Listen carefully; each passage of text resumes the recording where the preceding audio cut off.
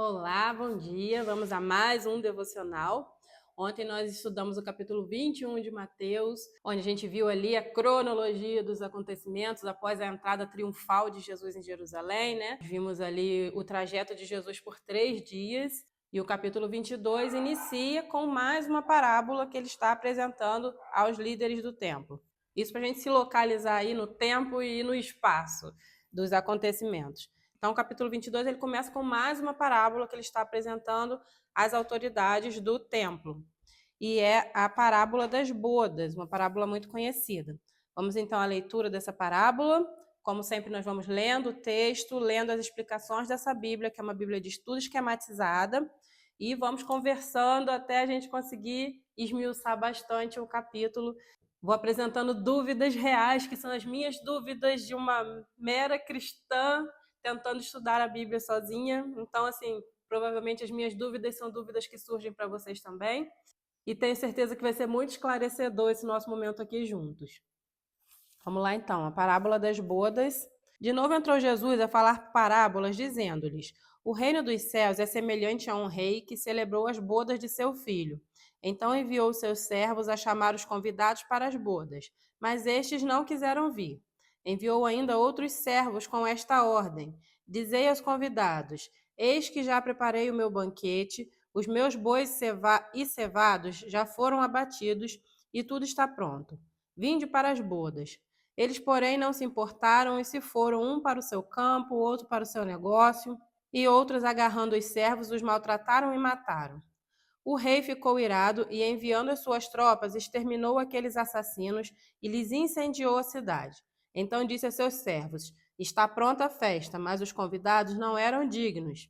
E depois para as encruzilhadas dos caminhos e convidai para as bodas a quantos encontrardes.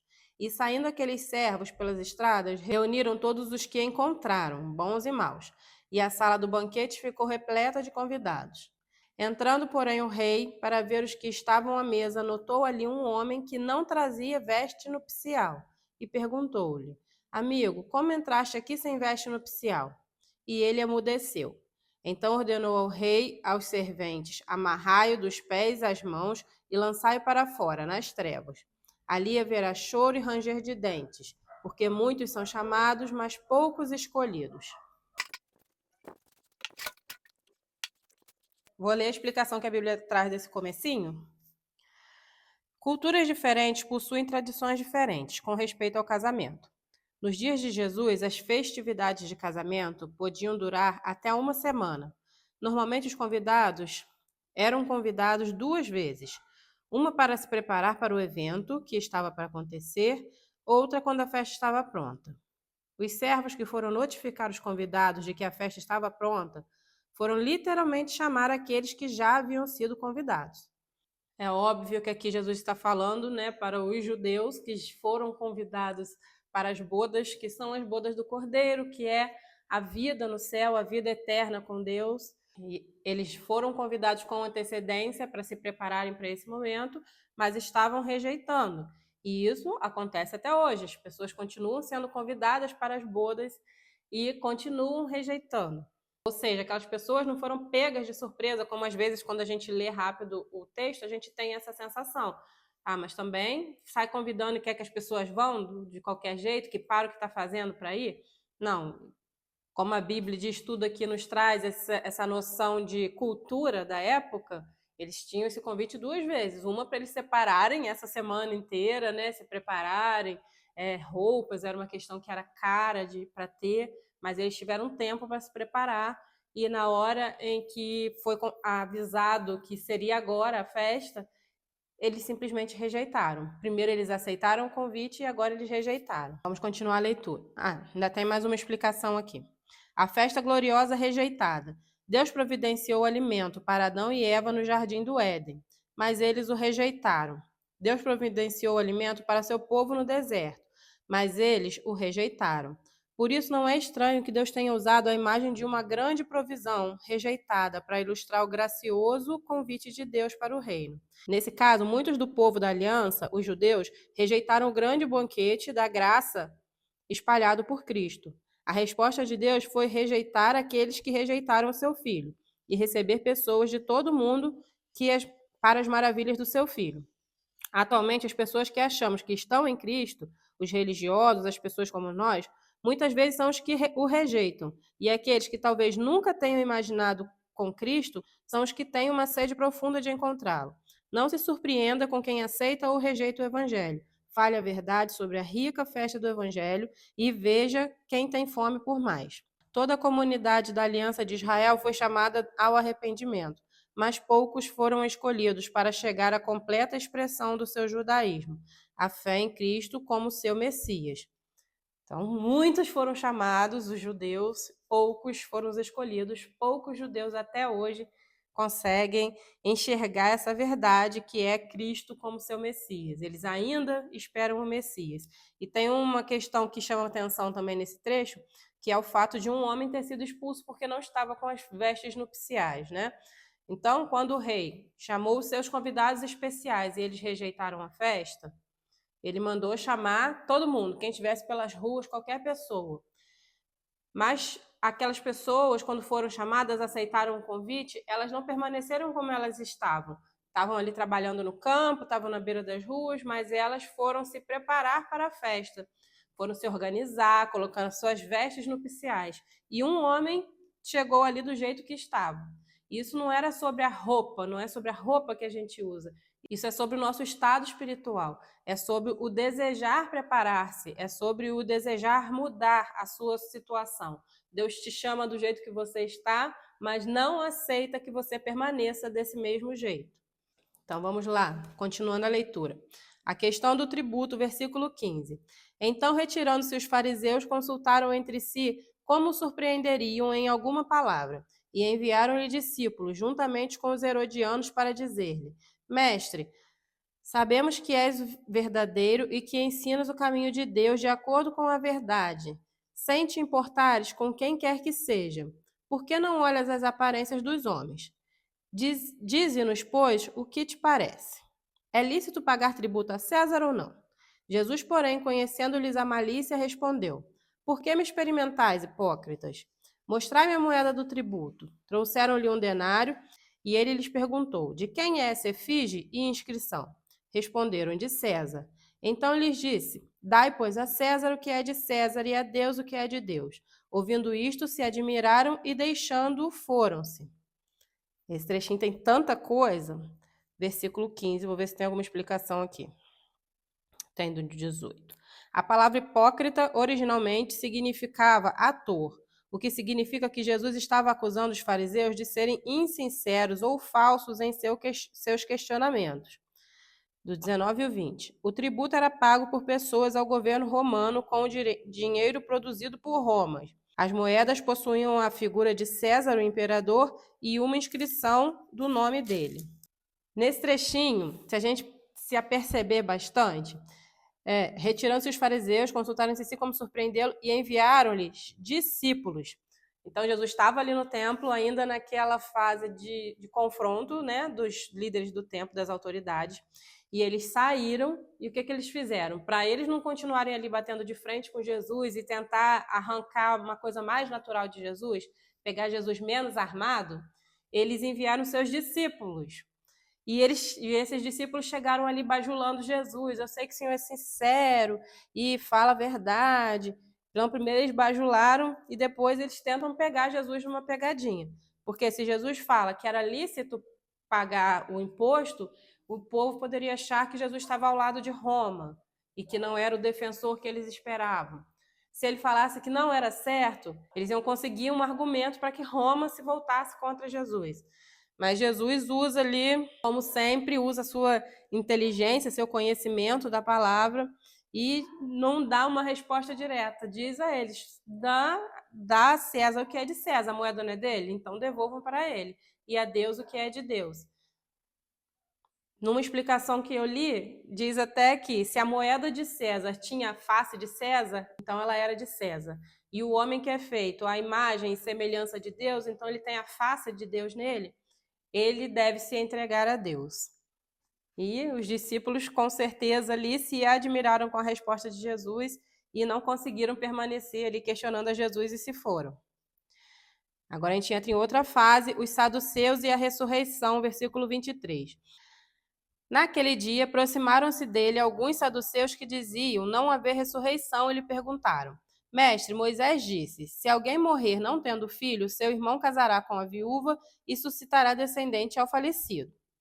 Ora, havia entre nós 7 irmãos. O primeiro, tendo casado, morreu, e não tendo descendência, deixou sua mulher a seu irmão. O mesmo sucedeu com o segundo, com o terceiro, até o sétimo. Depois de todos eles, morreu também a mulher.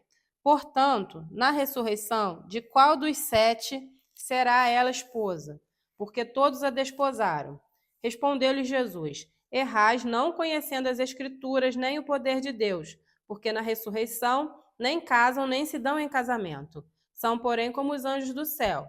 E, quanto à ressurreição dos mortos, não tende lido o que Deus vos declarou? Eu sou o Deus de Abraão, o Deus de Isaque e o Deus de Jacó. Ele não é Deus de mortos, e sim de vivos. Ouvindo isto, as multidões se maravilharam da sua doutrina. Vamos ver o que explica nesse trecho, a Bíblia. Versículo 29. Até mesmo pessoas que conhecem muito sobre as Escrituras podem ser ignorantes quanto a realmente conhecer as Escrituras. Alguns líderes religiosos confrontaram Jesus tentando emboscá-lo em um dilema teológico. A resposta de Jesus mostra que eles eram ignorantes com respeito a duas coisas básicas.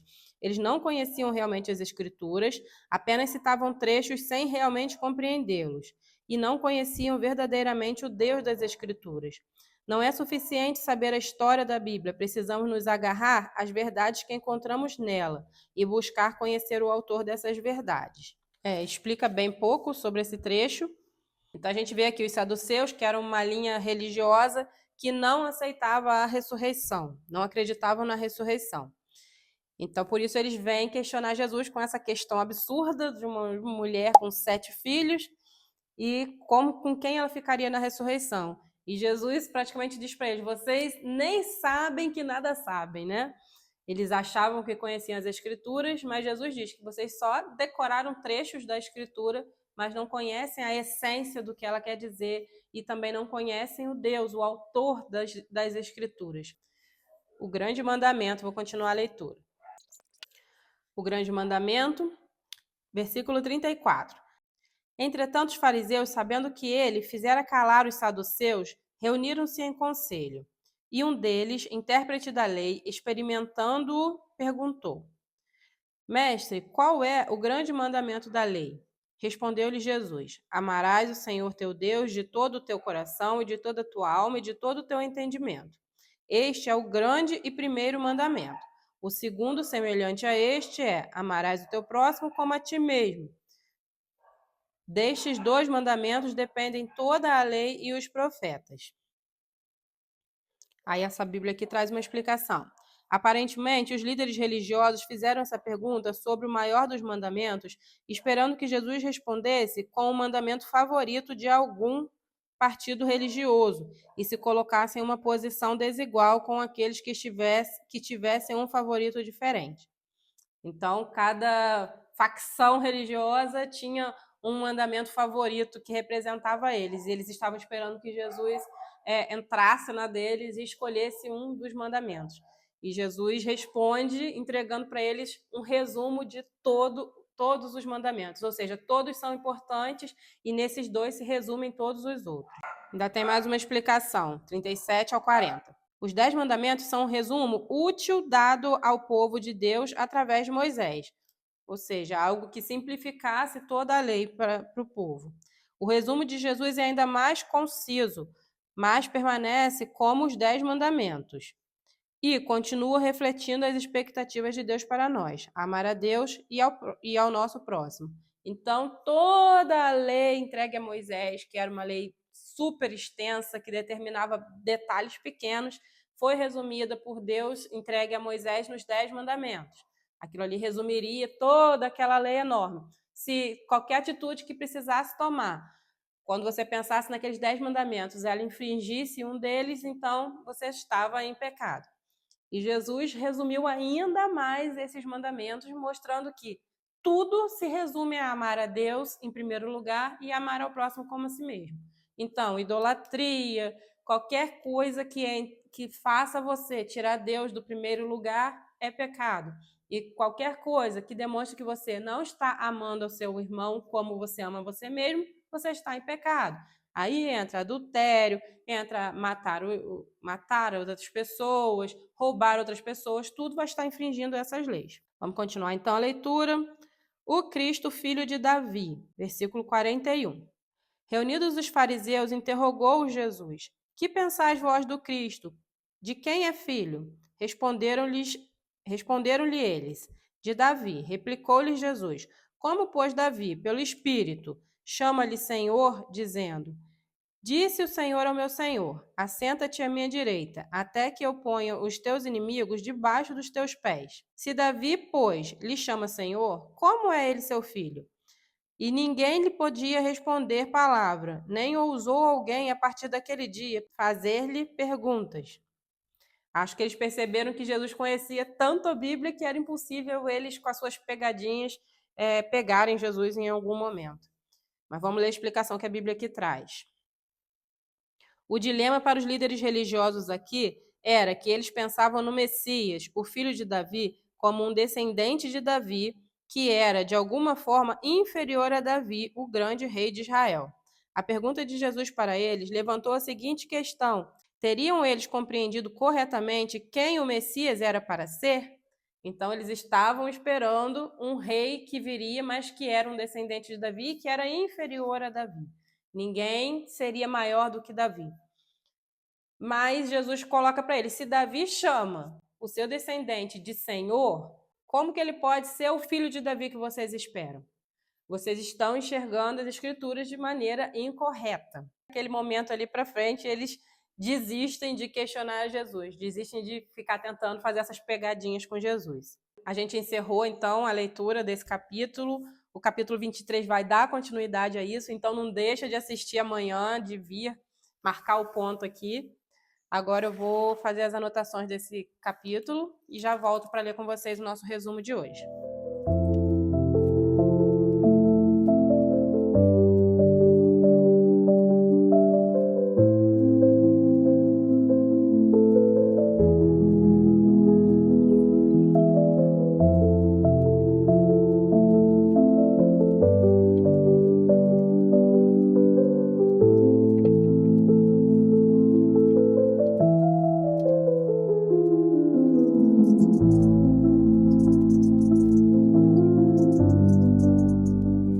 Leitura da minha anotação desse capítulo. Eu não anotei todos os ensinamentos que a gente encontra nele, mas um resumão da ideia do capítulo. Mateus 22. Este capítulo dá continuidade ao anterior, onde Cristo no templo, após sua entrada triunfal em Jerusalém e purificação do templo, estava sendo arguido pelos líderes religiosos. O capítulo inicia com Jesus entregando a parábola das bodas e diz aos judeus que eles eram os convidados ingratos que ficariam fora das bodas. Os líderes usam de várias artimanhas buscando encontrar motivos para que o povo se rebelasse contra Jesus, ou Roma encontrasse motivo para prendê-lo, ou eles mesmos encontrassem justificativa para puni-lo e desacreditá-lo. Mas Jesus rebate com maestria todos os seus argumentos até que eles desistem de questioná-lo. Então, o capítulo já ficou bem explicado. Esse resumo aqui traz uma visão geral do capítulo 22. E se eu tivesse que destacar uma coisa para nós guardarmos hoje no coração, é que nós busquemos entendimento real das Escrituras, e isso vem pelo Espírito de Deus, pelo Espírito Santo. Como ele diz aqui, que Davi, pelo Espírito, diz que ele é o meu Senhor. Então, não foi Davi quem descobriu isso, foi o Espírito de Deus, está até com letra maiúscula aqui no texto. Pelo Espírito, chama-lhe Senhor. Nós também precisamos que o Espírito nos revele as verdades. Não ouça qualquer pessoa, não acredite em qualquer pessoa, leia você mesmo, estude as Escrituras e ore pedindo a Deus que Ele revele a você o que Ele quer te revelar com aquele texto, com aquela passagem. E é isso, gente. Vamos então às nossas orações, porque é nesse momento que o nosso relacionamento com Deus se fortalece.